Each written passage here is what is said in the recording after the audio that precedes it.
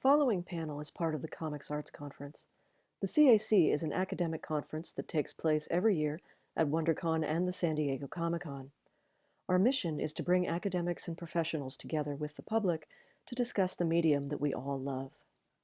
Because of its academic focus, CIC programming is a little different from other con programming.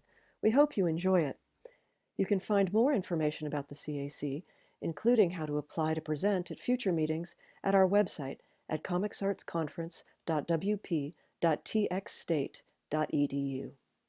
Hi, everybody. Welcome to the Comics Arts Conference of the Comic-Con International, which you may know as the San Diego Comic-Con. And this is the Contract with God in Depth panel. I'm Danny Fingeroth. I'm a writer and editor of comics, books about comics. I wrote a book about Stan Lee. I'm also the chair of Will Eisner Week, an annual celebration of, oddly enough, Will Eisner every March. If you want to know more about it or if you'd like to do an event, please go to willeisner.com, and we hope you will be able to participate in or join an event not unlike this. Before I have everybody else introduce themselves so that they can tell you more accurately than I could, I did just want to kind of dedicate this panel to M. Thomas Inge, who died a few weeks ago. I guess when you see this in July, it'll be a couple of months ago. Tom, I didn't know very well, but all my interactions with him were just wonderful. He was generous with his time, with his research, with his intellect, and he was a big fan and historian of all things Will Eisner, and edited a book called Will Eisner Conversations, and I'm sure many other things that I don't even know about, but we miss him, and just thought it'd be a nice gesture to dedicate this to him. And now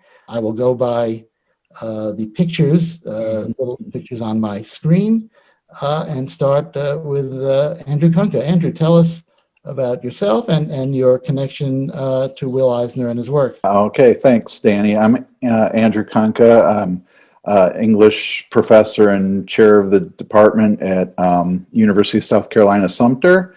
I've written a couple books, one on autobiographical comics and one forthcoming in December, The Life and Comics of Howard Cruse, Taking Risks in the Spirit of Truth. And my connection to Will Eisner is that I've done a lot of research in the Will Eisner papers at Ohio State University's Billy Ireland Cartoon Library and Museum. And from that research, I've written a couple essays, one on that's forthcoming, on kind of fan letters and responses to reprints of The Spirit, and the other one on letters that Will Eisner exchanged with Jack Katz, the creator of The First Kingdom.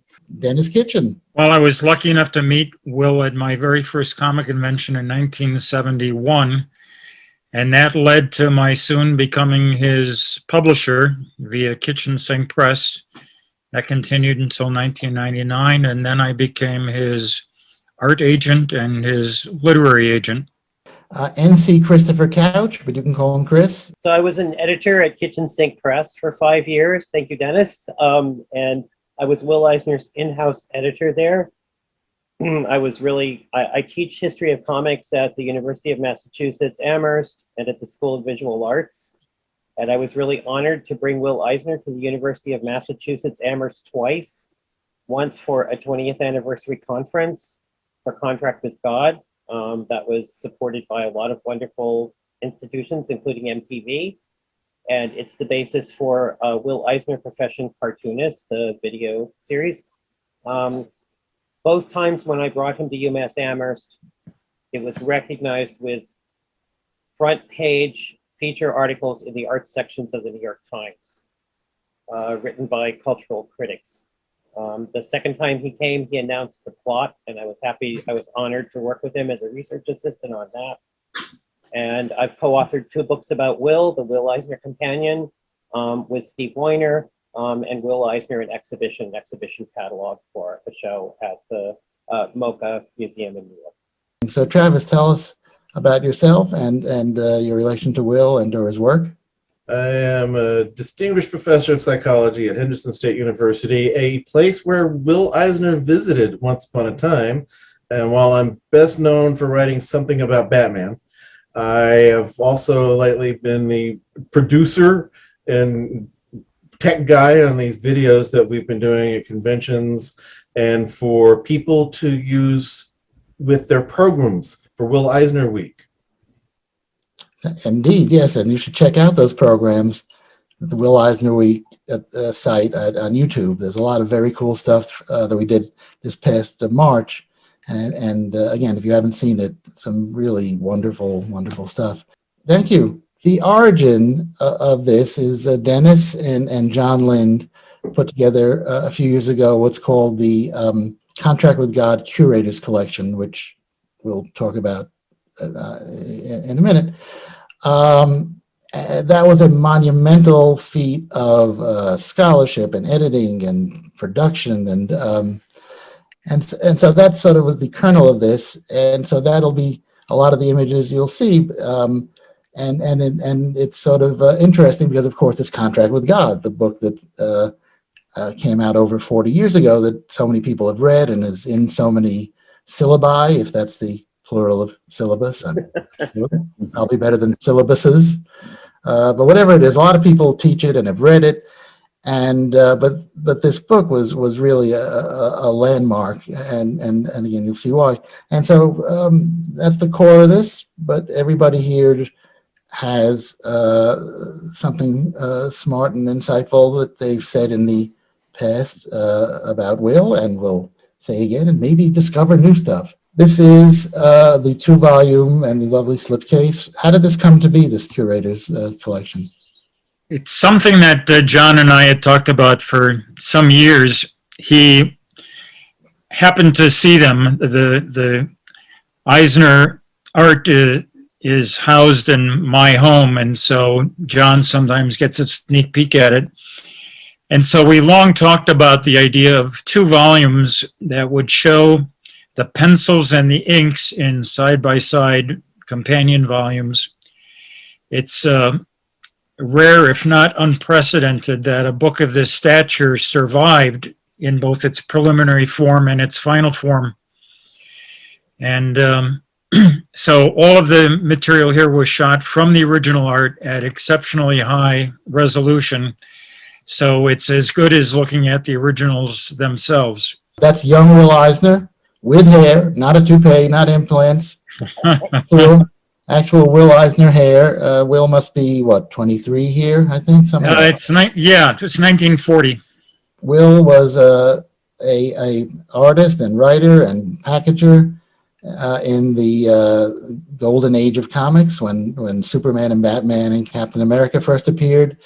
And he was hired by a newspaper syndicate to do a comic book insert because all the kids were crazy about those new comics. So this came to be called the Spirit section, and it was 16 pages with a self cover.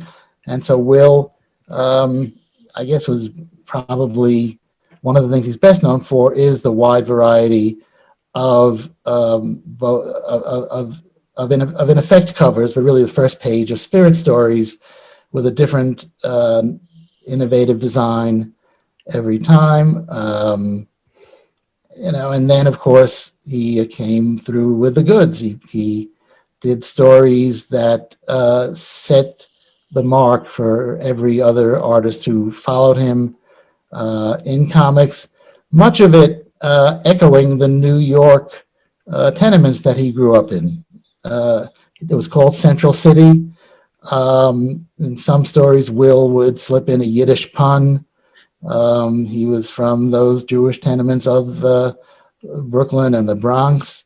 So my name is Mazel, Slim Mazel. That's and you might say that my chief claim to fame is hard luck. Well, Shlemazel is an unlucky person. It's the Yiddish expression for it.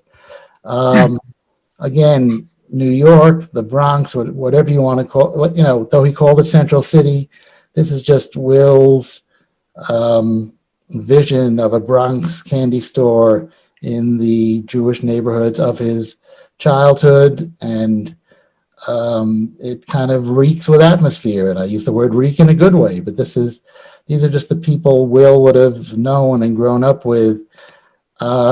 Will became aware of the underground comics movement of the late 60s, early 70s. He met this guy, and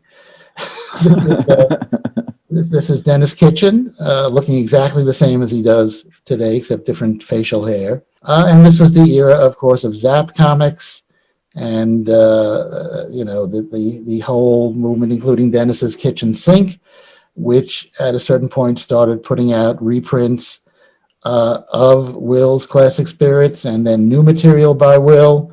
Will kind of got involved in another kitchen sink magazine called Snarf, where I don't remember the exact story, but Denis can tell us.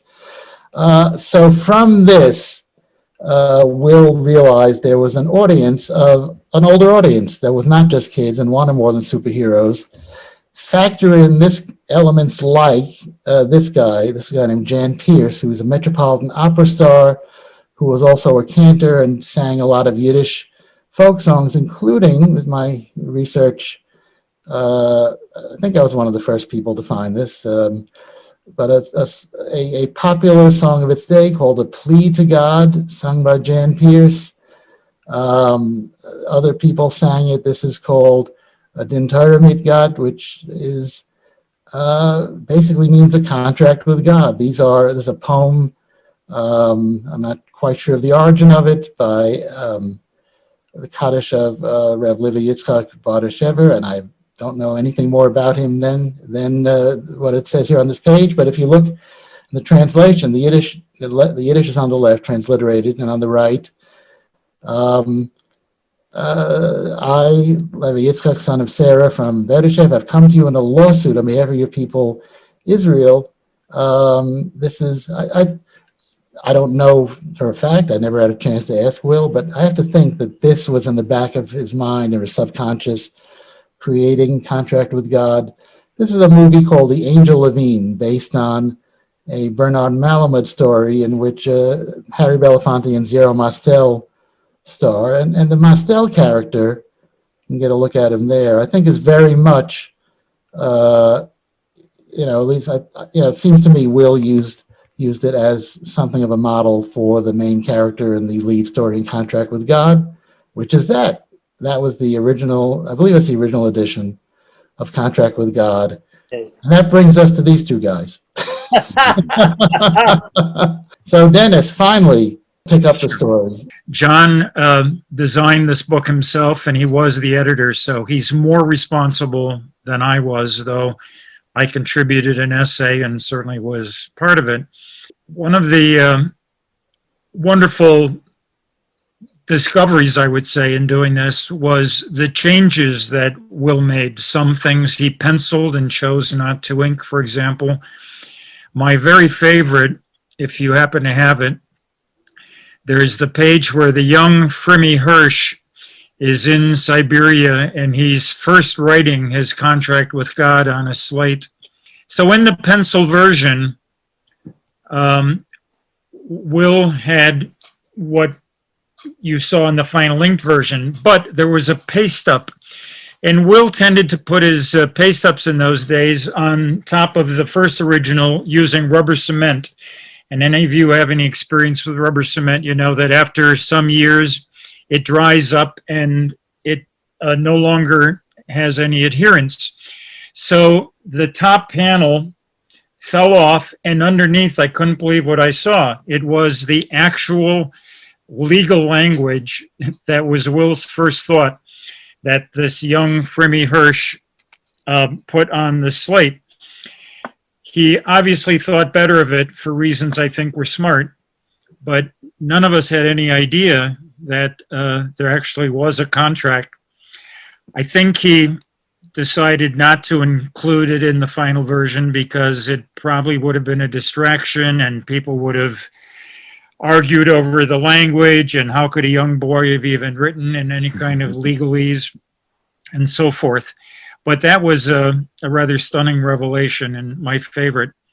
But there are other examples in the book where he also created pencils and he failed to ink them. One was in the super chapter, where the German-born super of the Dropsy Avenue tenement is shown in a flashback in Germany, first having issues with his mother and then being a brown shirt.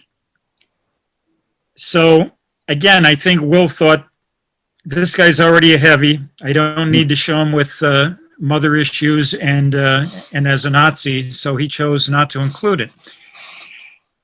In another segment where the family is going on their summer vacation, there are a half a dozen or 8 pages, as I recall, that he penciled and chose not to include.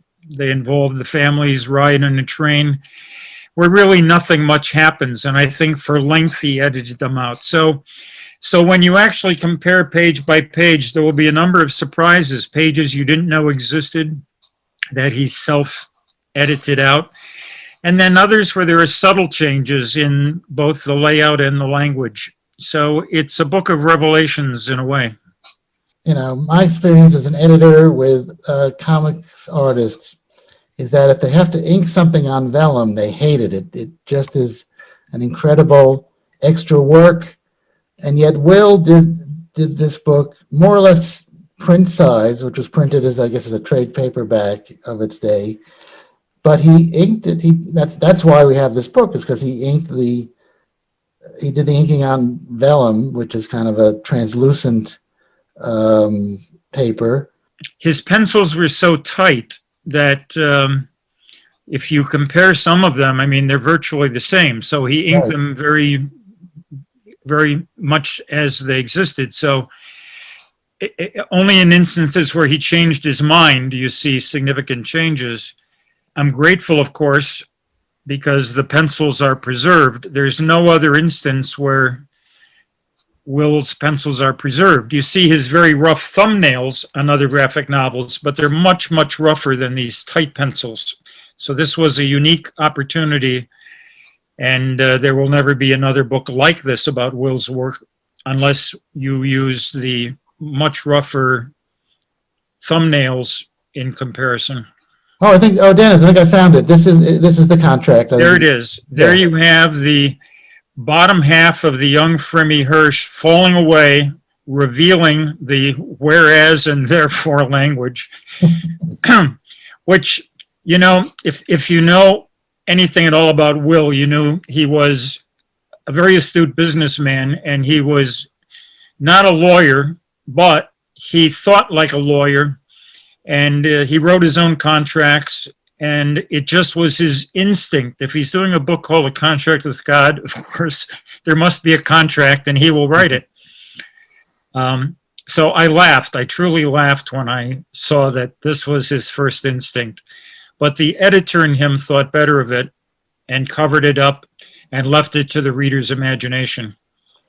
Now in the story, he does tell God what he expects of him, right? I mean, I'll be a pious Jew and you will. In general terms, but not specific. Yeah.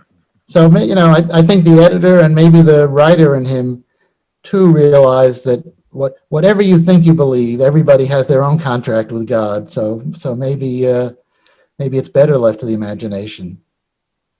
That's my profound observation.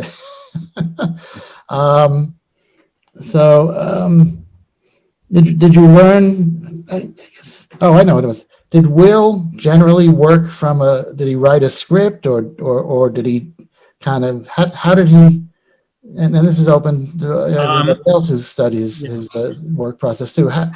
Were there steps that were usual? I never saw a script. If he had scripts, they did not survive. He had notes. Mm-hmm. He'd have longhand notes with little tiny sketches, and they evolved. I never saw a full-blown script. And would he jot down like a very basic outline on like a legal pad or something, or? Sometimes yes, but I think for the most part it was just in his head. He knew what he wanted to do, and he didn't need a script. I think he scripted it as he penciled it. Incredible. Do you think and again, this is open to anybody. Do you think after Contract with God, Will essentially did a graphic novel a year pretty much till he died for the next 25 years. Do you think he had any notion he would do that? Or was he doing this as a one-off, or do you think he was doing it as the first in a series? I will say, I think he didn't know he'd be doing an average of one a year for the next quarter century, because he had no idea what the reaction would be to this one.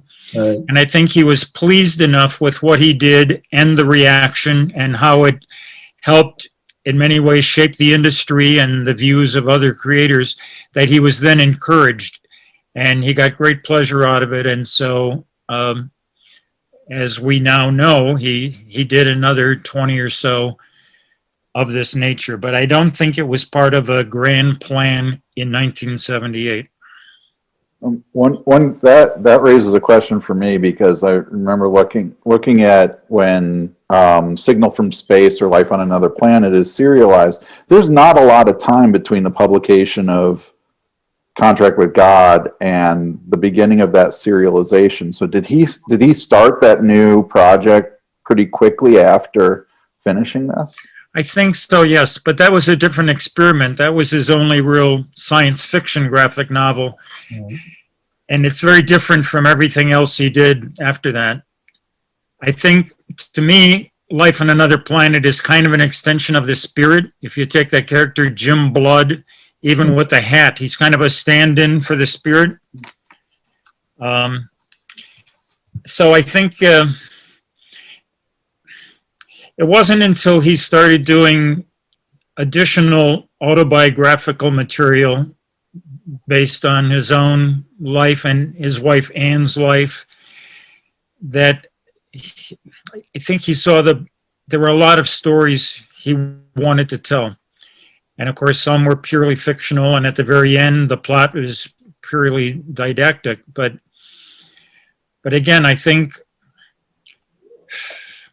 don't think there was a grand plan other than Will was grateful to jump back into comics after taking too many years off doing commercial work and Army work. This was what really made him feel fulfilled, I think. I would think before he did A Contract with God, he would have had no idea what personal impact it would have had upon him. It's like, am I going to do this thing or not? And he, for all he knew, he was going to feel worse after saying these things. And so I would imagine that it gave him something cathartic or some kind of release, that he felt good enough to, I want to keep doing this. So I'll chime in here. So what I tell my students, and this was my experience with Will, is that his idea was to take comics to an adult audience. That's the thing he most wanted to do. And when he did A Contract with God, first of all, he was talking to his students at the School of Visual Arts, who were these, young artists, Curtis Billingsley, especially Batten Lash, who were trying to push the boundaries of comics as art. And they were not underground cartoonists. They were New Yorkers, and they were trying to do new comics as art. And Will was inspired by them. And he brought drafts of the stories into class to show the students what he was doing on Contract with God. And I believe that what Will was doing with Contract with God was to take comics to a new audience, to an adult audience, in a way that moved beyond the undergrounds. And if you look at Contract with God, I used to give a talk called Will Eisner Semiotician in academic contexts. Mm-hmm. And people would say, well, where did he study semiotics? And I felt like telling them, in the streets, in the Talmud. He didn't study semiotics. He was a semiotician. And when he did Contract with God, not only was it a legitimate novel, but it was published by a trade house. It was not published by a comics house, and he had to pay to have that done. He went to Baronet, this little publisher, which was aimed at the bookstore market. And the most brilliant semiotic thing he did was the trim size of the original book. Okay, and the trim size of the book block in A Contract with God is the specific trim size for a literary novel. And I actually looked this up in a textbook of publishing from the time, which explains to students of publishing what the formats mean about books. And the trim size of Contract with God is the trim size of a literary novel. And what he was doing was taking black and white, semi-autobiographical, graphic works, the size, length, and complexity of a novel into bookstores to be read by adults. So, and I believe that when Mouse came out, that is exactly what that was. I believe that was the future. I don't know how he saw that in 1976 when he started doing this. Dennis says jokes sometimes about they smoked pipes with different things in them. So, you know, but that was an incredible visionary move by Will Eisner. And he always, whenever I worked with him, he said, I want to, you know, I want these not to be treated as comics. I remember Last Day in Vietnam, we talked about that. A Family Matter, we talked about that. You know, I'm doing things here to take this away from the comics thing. And that's what he cared about. He wanted adults to go to bookstores and buy comics. Yeah. So that's what I think he was up to. A small sidebar to the fact that Baronet published this in New York. I had assumed when Will had been telling me about this secret project that I would publish it. I was his publisher. And when it was finally done and he showed it to me, I was very excited. And then he said, unfortunately, Dennis, I'm going to take this somewhere else. And I said, why? What did I do wrong? I was at that time living in a little town in central Wisconsin, and my actual address was number 2 Swamp Road. And he said to me, Dennis, for this book, I need a publisher with a Park Avenue address, not Swamp Road. Andrew, did your research in Will's correspondence and papers turn up anything about his thought process at the time of contract, especially the stuff with Jack Katz? You know, the stuff with Jack Katz, I mean, Jack's doing the First Kingdom and sending a lot of people copies of the First Kingdom. He sends them to Milton Caniff. He sends them to Will, and you know, and talks about the idea of this larger project as a graphic novel, and this is about 1974, 1976. You know, I think if you were to look, you know, to compare First Kingdom and Contract with God, there's not a lot to say about those two works in comparison. But you know, I think back then beyond that to an interview Will did with John Benson in 1968, where they're talking about specifically about Gil Kane's His Name is Savage, and Will says something about not seeing where the market is for this, like who's going to buy this. I think he mentioned some of George Metzger's work too, like who's going to buy this. And so I didn't know Will at all, and so I don't want to speculate too much about thought process, but it does seem like, and this is probably true for a lot of artists, to be this kind of battle between art and commerce going on, that he had a vision for pushing comics forward in the way that, you know, that Chris described, but at the same time someone had to buy it.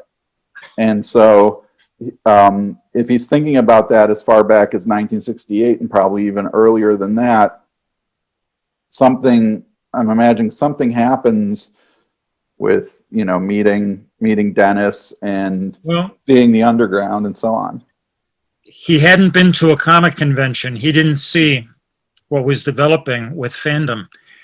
He was, in a sense, in a vacuum, unaware of that when he said there was no market for things like His Name is Savage. Mm-hmm. So I think it was an eye-opener when Phil Suling invited him to see what was happening. Mm-hmm.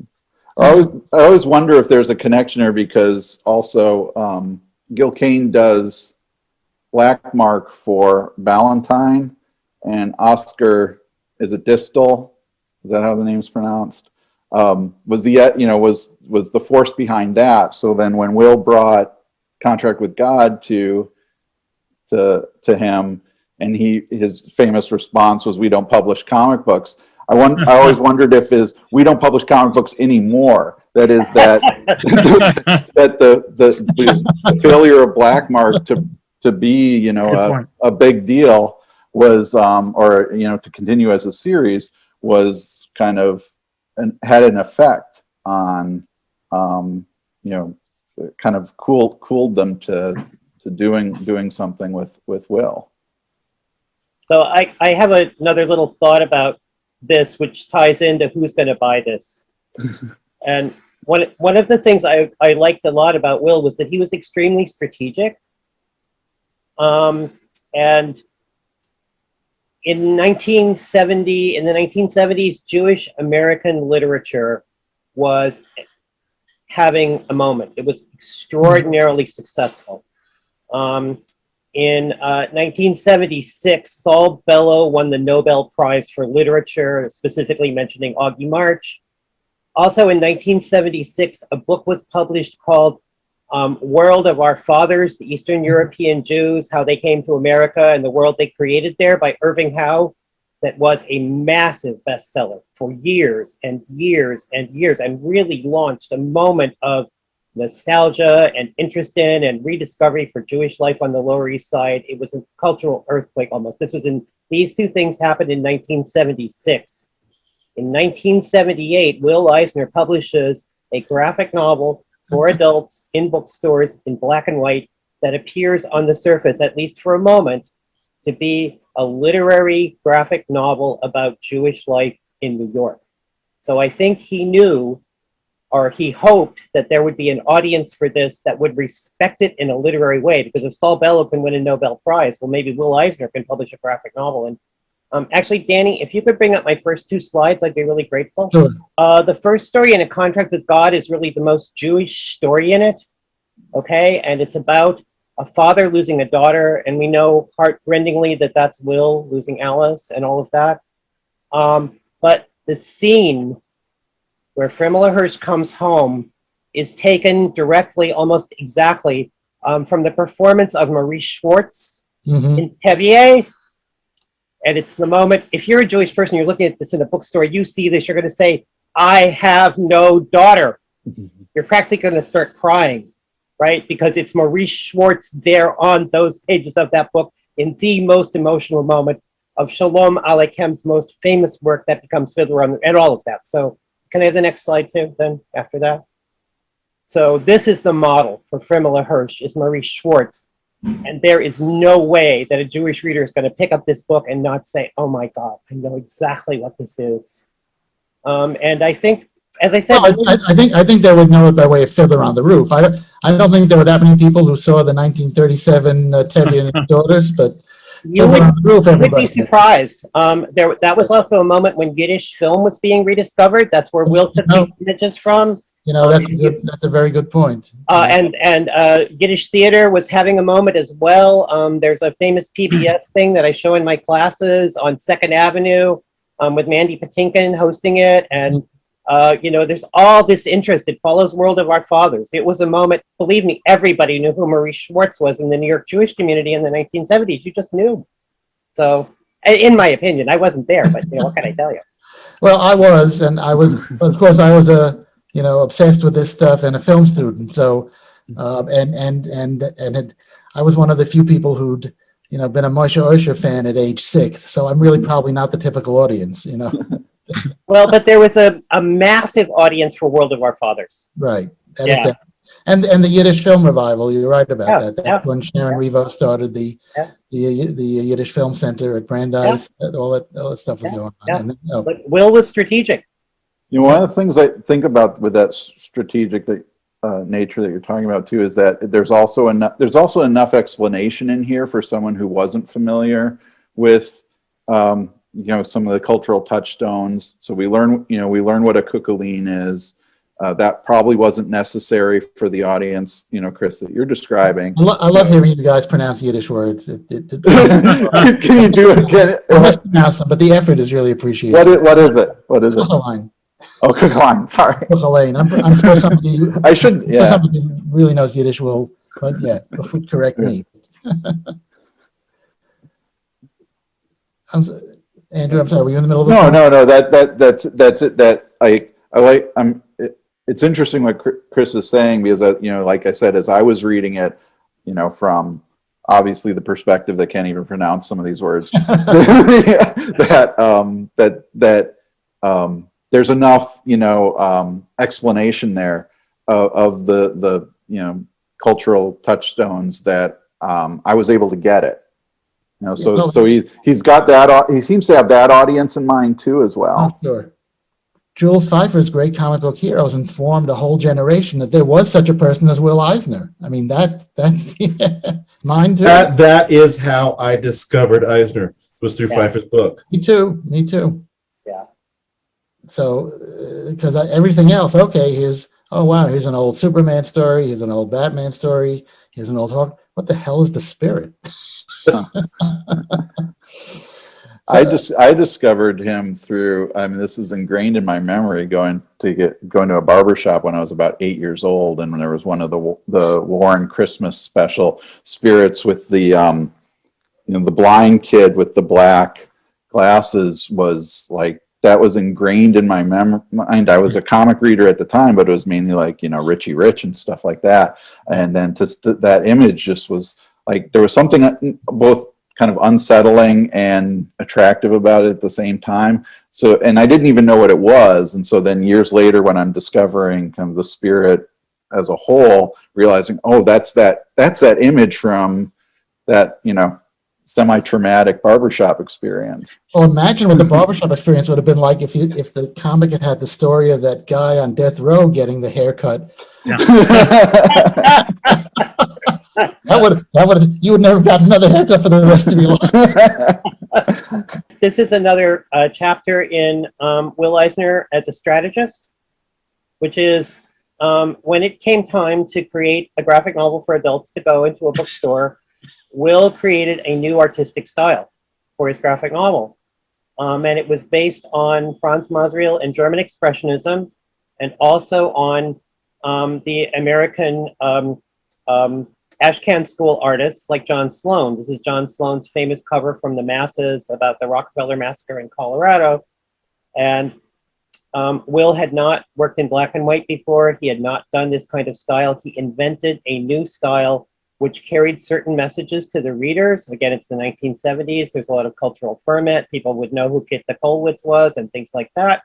And also the Ashcan School as a politically aware artistic style was still alive. So by doing a graphic novel in this style, it carried a message of social relevance, political awareness, and cultural authenticity that became characteristic of Will Eisner's graphic novels. Anyway, so there's a lot of strategy in this book, In Contract with God. Will really found a cultural moment and created an explosive that might go off.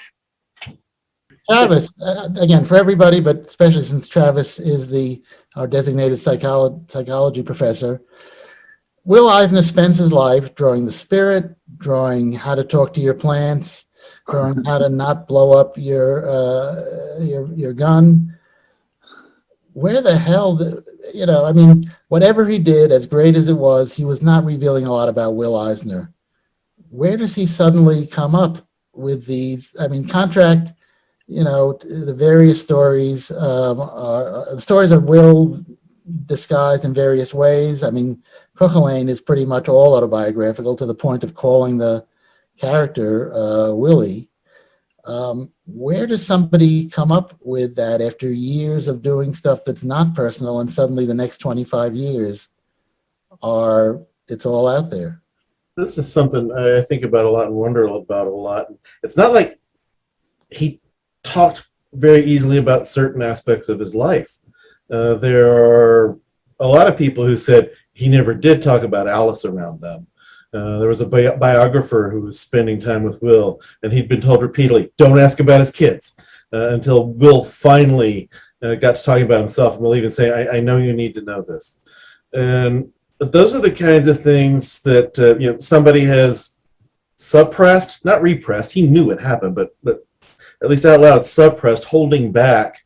And things people hold on to, they create a weight in us. If I mean, some things get forgotten, some things get left behind, but clearly he had these things weighing on him, especially the death of Alice, and he wasn't expressing these other ways. And probably at a point in his life, on reflecting on where his career was, where it had been, the things he wasn't still doing, and he had this great need. And while we talk repeatedly about the cultural impact of A Contract with God, the impact on the industry and the graphic novel itself, and those are very important things. I was really fascinated with his own need to do this. The things he's going through, this grief, this anguish, and the name itself, The Contract with God, that's reflecting just this basic question of, I know some people say it's this question of why do bad things happen to good people, but he's more like he's getting into why do bad things happen to people, especially those who've been trying to be faithful with God.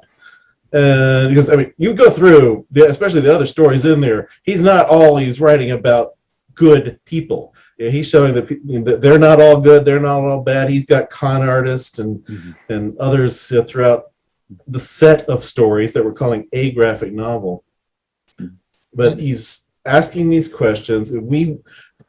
There's the underlying theme of social psychology is that the world is a scary, chaotic place, and we do all kinds of stuff to convince ourselves that it makes more sense than it really do. We want it to make sense. We see patterns, we see conspiracy theories, we do all sorts of things.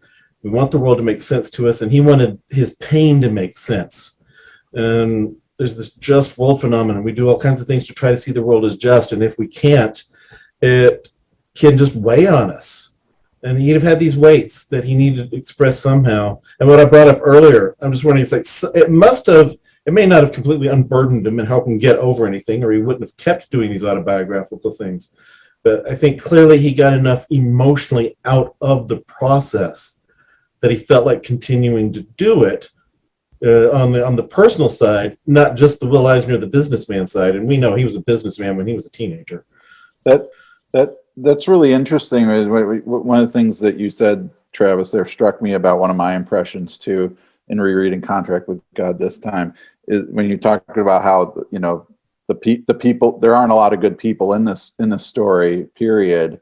But one of the people that comes across the best is Willie in the last story. And so that's it. I find it interesting then. I don't know how this relates to what kind of, maybe you can elaborate on what you were saying earlier in relationship to that, you know, with all these people who do all these horrible things, you know, the kind of one character who comes across the best, along with the doctor in the last story too, is Willie, his avatar. Well, what I would add to the autobiographical aspect is that he acknowledged an influence from some of the underground comics he was reading, specifically Justin Green, who did Binky Brown Meets the Holy Virgin Mary.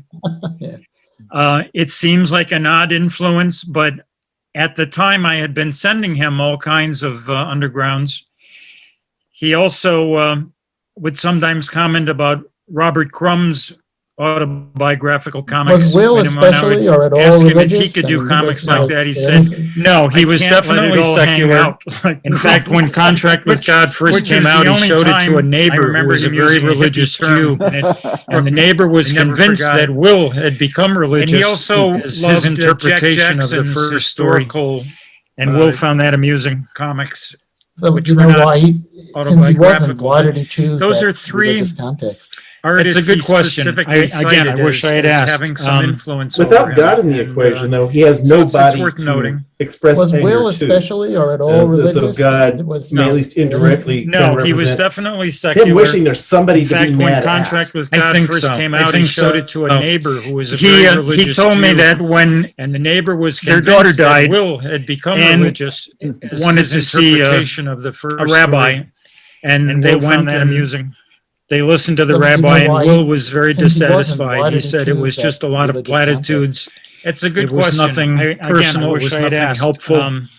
And whatever slim faith he might have had, one of the things I think I mentioned to you privately, the rabbi had no explanation for this tragedy. At the very end of the Contract with God, where in a Contract with God, God is a stand-in for just that has the contract on it.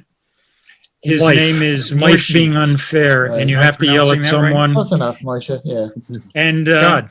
and Ann Thank you. Eisner Thank you, told me Dennis. years Thank later you. that Thank you. that I've come was out of the screen Will's sharing. Hebrew So we've name. run out of time. We could So obviously read go into on that what you for will. hours. So when you mentioned that just now, I just realized I wrote a story recently. Dennis Kitchen, where I didn't realize until just this minute that I'd ripped off that final scene that you just described. Thank you, Will Eisner. And picking something up on the stay well.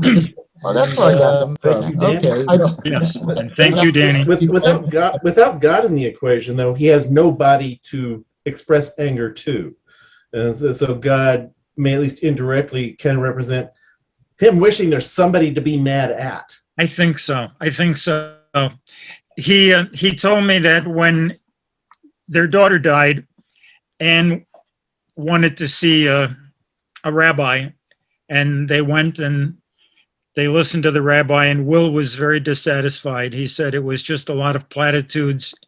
It was nothing personal. It was nothing helpful. And whatever slim faith he might have had was eroded when he saw the rabbi had no explanation for this tragedy. So I think in a contract with God, God is a stand-in for just life being unfair, and you have to yell at someone. God. Were either or both of his parents religious? Was he yelling at them somehow? Not so much. His mother was perhaps more so. Anne told me that whenever her mother-in-law visited, she had to make sure everything was kosher. And so the mother was observant in many ways. I think the father was more cynical about it, but went along for her sake. Will told me, I forget which religious holiday it was, he and his father went to the temple, and you had to pay to get in, and his father couldn't afford it. And so they sat on the steps and listened to the service from the outside. And that also struck him as being something that couldn't really be sacred if you had to pay to get that information or to share that service. So might have been a matter of pride. I mean, synagogues will generally let people who can't afford in, but it's a matter of pride, not wanting to admit. In that case, it wasn't. You know, but he was absolutely a humanist in that. Yeah. I remember one time I was on a European tour with him to promote something, and we were in a hotel room in London, and there was something in a headline about the Pope that really set me off. And I went off on an anti-Catholic tirade, and he listened patiently. And when I was done, he started to tell me about the good things that Catholics did and selfless nuns in hospitals and so on. And I thought, wow, Will is defending a religion that persecuted his people for centuries. But it was a valuable lesson to me in that he saw the best in people. Even in Germany, you know, he liked the new generation of Germans. And when I said, you must resent the Germans and what they did not that long ago, and he said, the people I'm meeting are not those people. He said, they're just people. And so it was remarkable how he could set aside, you know, politics and religion in ways that I don't think everyone else of his generation could. Thank you, Andrew Kunka. Thank you, Chris Couch. Thank you, Denis Kitchen. Thank you, Travis Langley, both in front of and behind the screen. Thank you, Will Eisner. And everybody stay well.